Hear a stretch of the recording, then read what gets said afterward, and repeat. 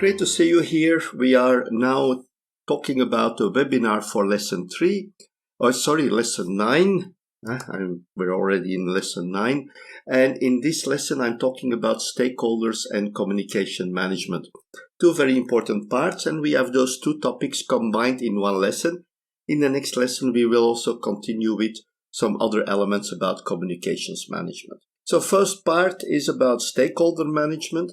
Stakeholders are important. So when we look at a project, we look at the stakeholders. And when I remember from the past, people were looking at stakeholders to be employees, suppliers, shareholders.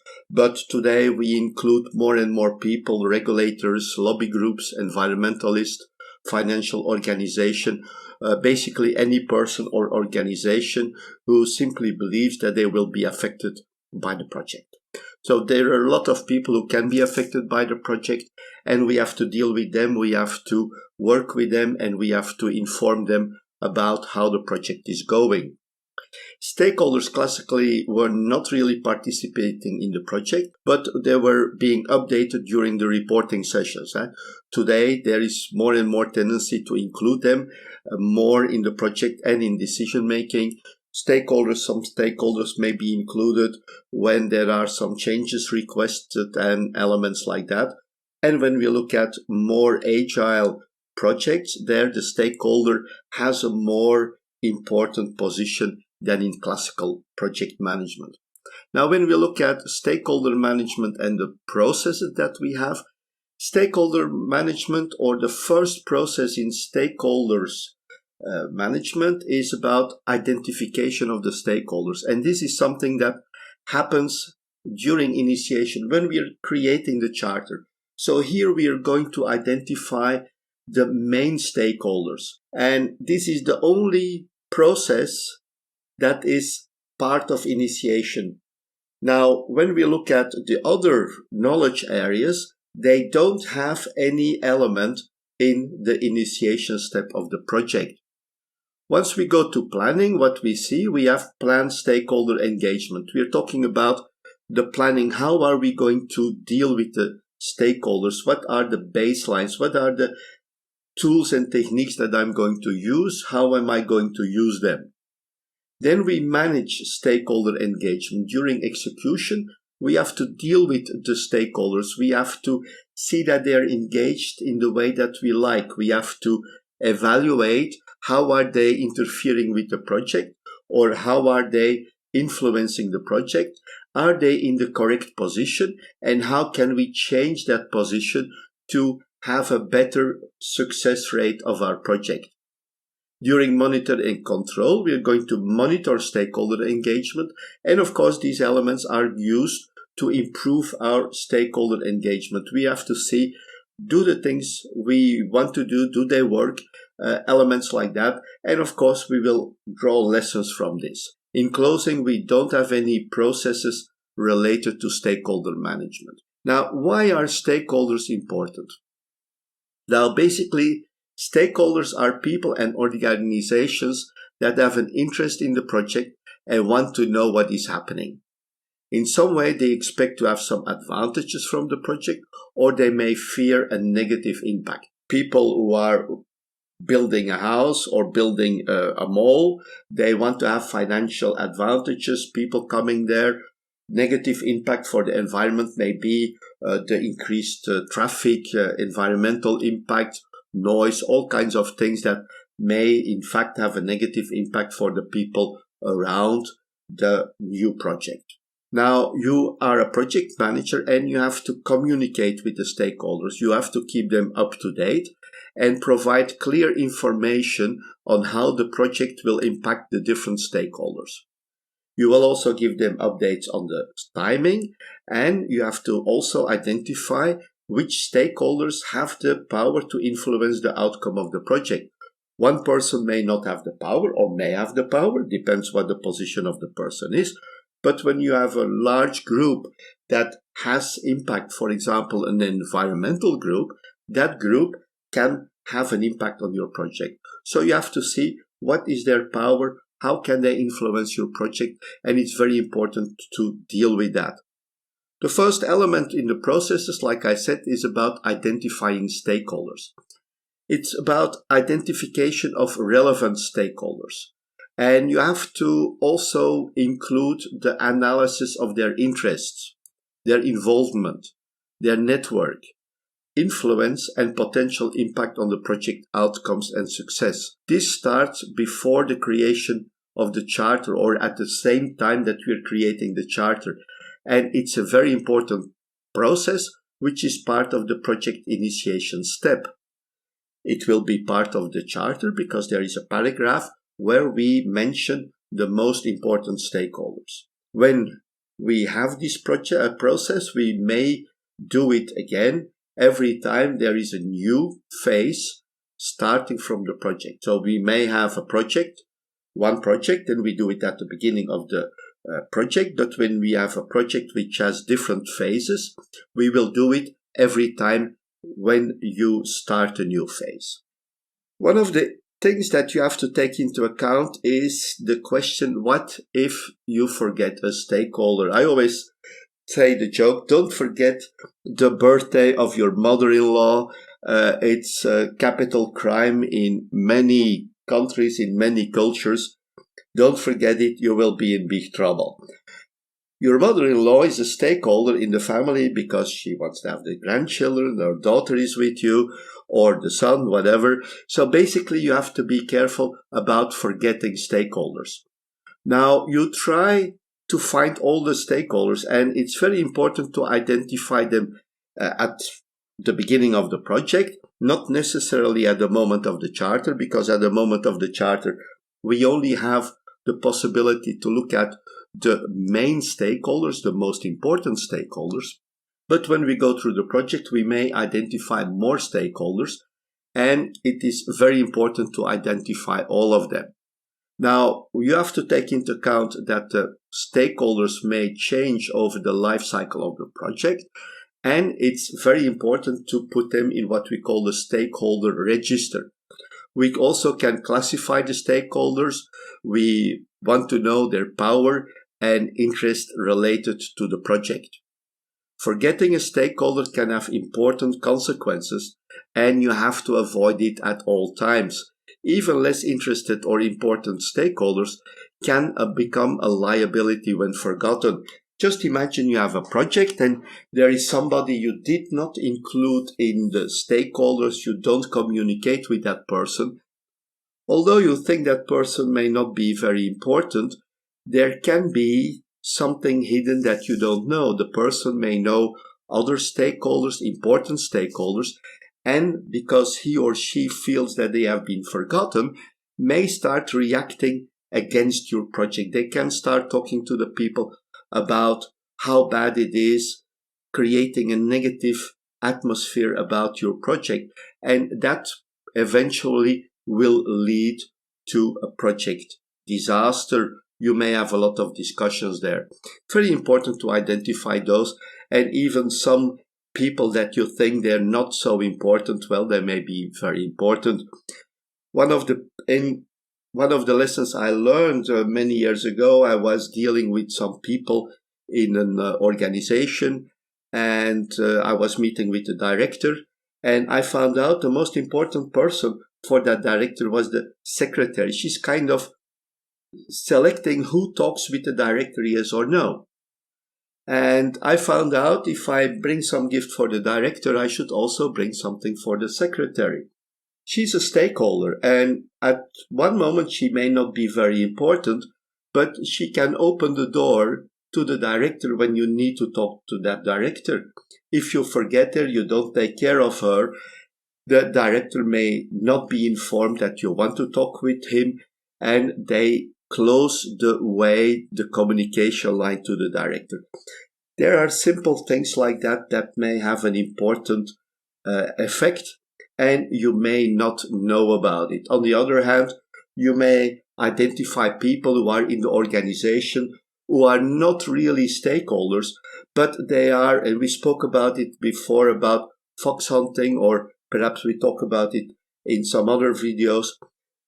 Those are people who are not the main decision makers in the company, but they influence the decision makers. So it's very important to understand that. Now, when we talk with stakeholders, we have to look at their preferences. Now, we know DISC, BMTI, and with DISC method, Briggs-Myers, and other personality identification methods help us to understand the behavior and communication needs of the stakeholders. We have to talk with them in a way that they understand. Addressing people in the wrong way will lead to communication issues. For example, if you want to make a contact with me, don't start talking about sports or cars. I like a nice car. I don't watch sport, only because when my godson is playing basketball somewhere, I want to watch it. You lose me immediately when you try to make a contact. I had some people trying to sell me things, and they started to talk about football games. I'm not interested. So you have to talk to the people about the things that they know about. I had a colleague in Belgian aviation authorities, and we always had a bad connection. It didn't work to talk. And during one exam, I'm there looking at the people, helping them if they have questions. And suddenly I mentioned to that person that I like photography. The fact that we could talk about photography made a different level of communications between the two of us. Everything changed. You have to find ways how to talk with the stakeholders, talk on their level. When you talk with a CFO, you have to talk CFO-ish. You have to talk about financial improvements, financial results. When you talk with the CTO, you have to talk CTO-ish. You have to talk about the technology, the advantages they have, all these things. You don't talk about finance. Of course, finance is still important, and for the CFO, the technology is still important, but their focus is in a different field.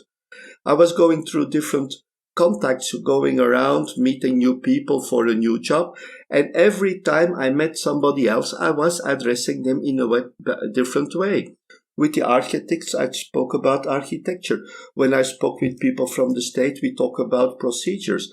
When I was talking with people who were involved in green technology, I spoke about the environmental impacts and things like that. So every time when you do these things, that's how you communicate with stakeholders. Now you have to identify the best way to communicate with them. And it's not always about talking about a job. Like I said, there are a lot of examples when you get the contact with the people that you can create a good communication.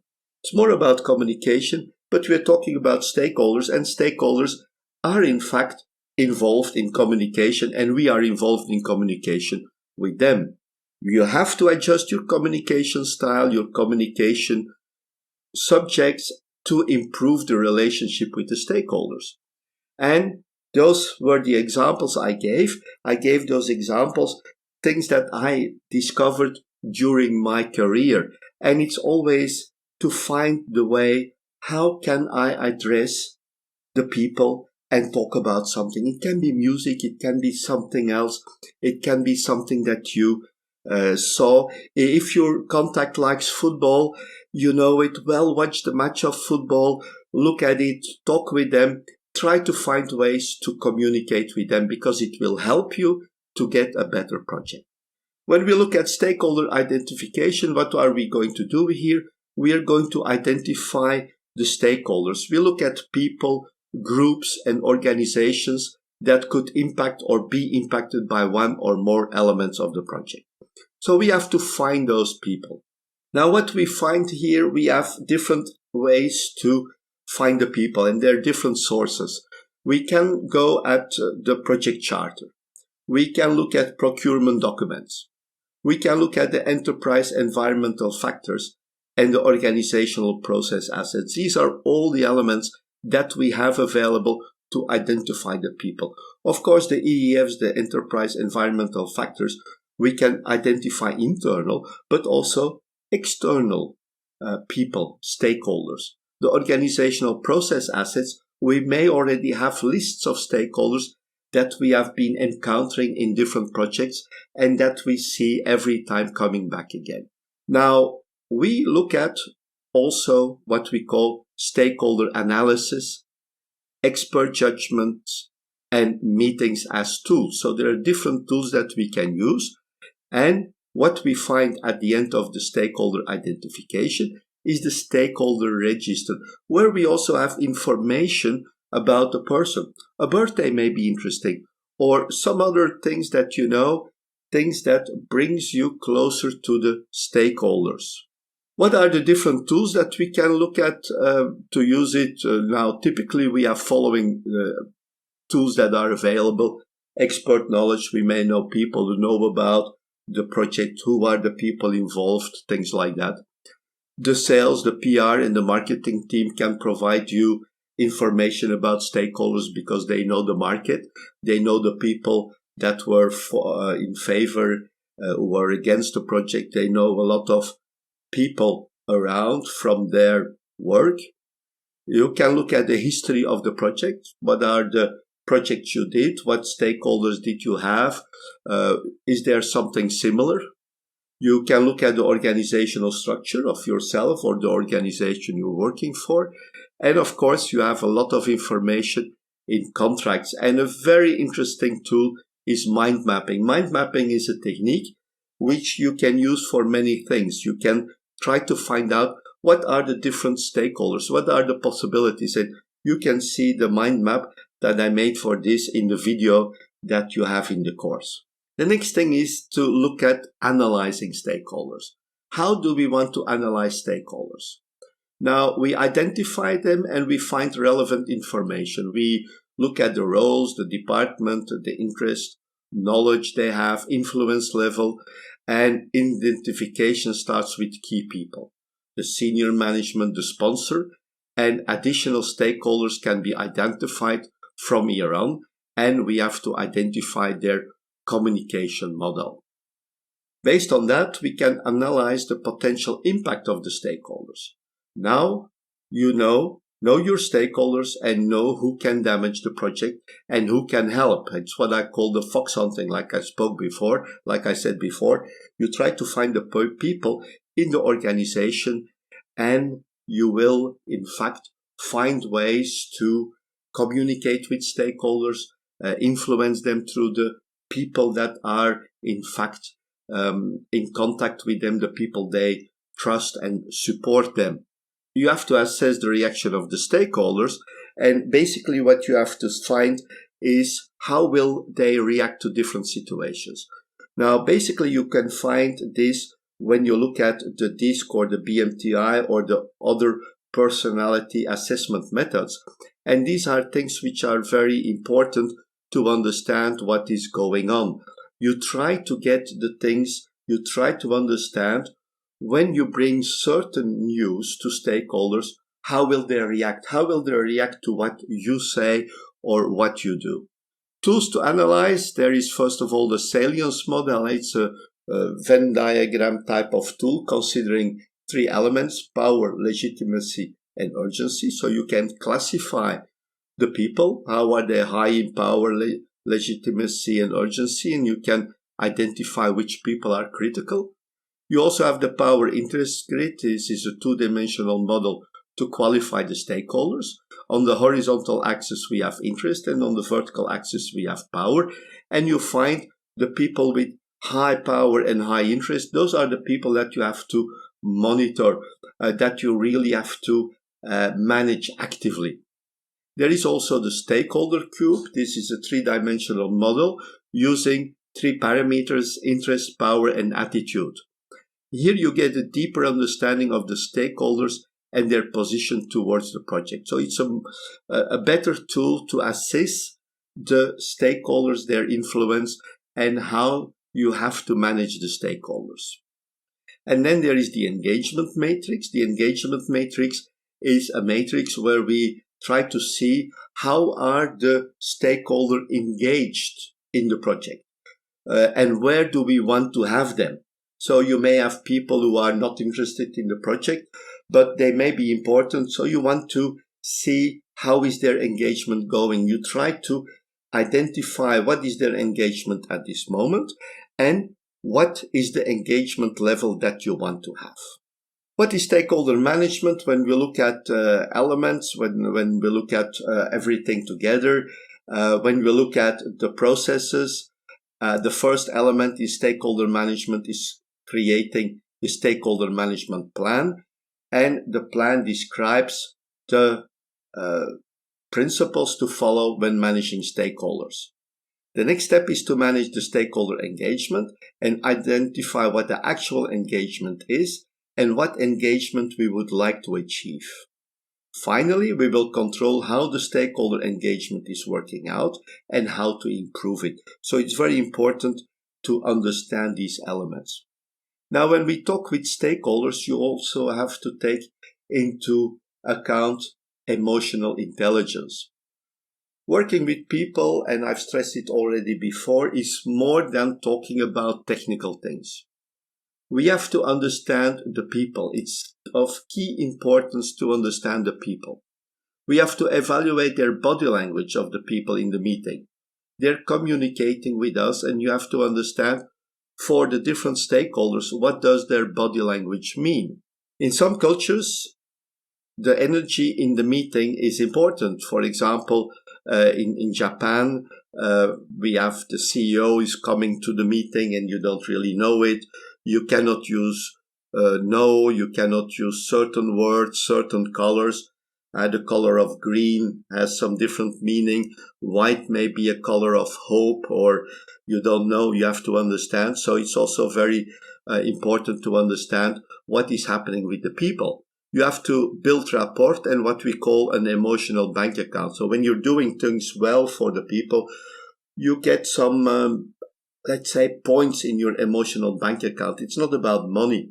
Your content of the emotional bank account increases, but when you do something wrong, it goes down a little bit. So you have to see that you're always in the positive, that you keep that emotional bank account from going bankrupt. You have to create that rapport with the people so that you can, let's say, you can ask the people to do something, you can bring them some bad news, and they still say, well, okay, it happened, but overall, this is a good person and we like to work with him. We have to identify abusive methods. People sometimes let you wait, and like when you go for an interview, you're waiting there. I always did a trick when they called me in. I said, okay, excuse me, can I go quickly to the toilet? And then I went into the meeting. That's one of the things. They try to let you wait just to put your morale down. They put, or somebody you're meeting is sitting in a higher position. So it creates the idea that the person is, let's say, of a higher level, looking down on you. You may see that sometimes in some movies that the office or the let's say the table of the manager is on a higher spot, you're sitting lower. They put you in uncomfortable seats, sitting down. These are all abusive methods that you have to understand. When people are using them, you can stop it. You say, okay, we meet in a different place. You try to get away from people, those stakeholders manipulating you. Now, when we look at stakeholders, there are some other rules to respect. So first of all, you have to build trust and a reputation and confidence. It takes a long time. Do not destroy it. Do not lie. It's your reputation. Like I said, never lie to the people. You don't have to say everything all the time, but lying, it will always come back to you and you lose the trust of the people. Find a win-win situation. When people, both sides are winning, there is no need to start cheating the other. Imagine you get a very nice price for your car. You push the seller so deep that it doesn't make a profit. Be sure that next time you come, they will find some extra to charge you because of the maintenance things. They will find some things to make you pay more. A win-win situation always brings a good spirit to both parties. Find something you have that is cheap for you, but has a lot of value for your contacts. You may have some information that is just something that is not used, that has no value for you. but that information can open doors, can bring you a lot of possibilities because it's of a high value to the other person. Keep your management informed about things going wrong. I had a case with the bank, KBC.